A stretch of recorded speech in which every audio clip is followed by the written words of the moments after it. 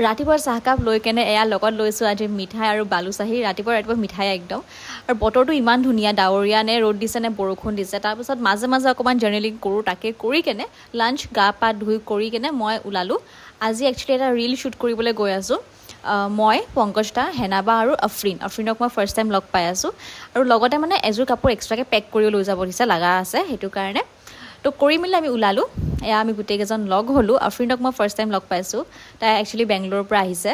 তাৰপিছত আমি আমাৰ শ্বুট আৰম্ভ কৰিছোঁ। ফাৰ্ষ্ট লোকেশ্যনটো আছিলে আপোনালোকৰ জাতীয় বিদ্যালয়ৰ সন্মুখতে আছিলে। সেইখিনি জেগাত ভালকৈ গোটেইখিনি মিলি গৈছিলে, তাতে আমি ফাৰ্ষ্ট শ্বট ল'লোঁ।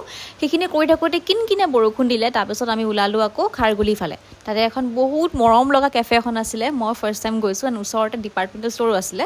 তাৰ পৰা আপুনি ড্ৰিংকছ ল'বলৈ পাৰে। দেন আমি কেক চেক লৈ যোনে চাহ খাই যি খাই লৈ কেনে আমি বহিলোঁ।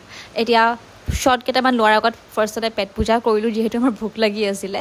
খাই বৈ কেনে কথা পাতিলোঁ। দেন এতিয়া আন্ধাৰ হ'ব, পোহৰটো গুচি গ'লে আকৌ কোৱালিটি বেয়া হৈ যায়। সেইটো কাৰণে আমি শ্বটকেইটা ল'লোঁ, কথা বতৰা পাতিলোঁ। পাতি কেনে আমি ওলালোঁ যাবলৈ।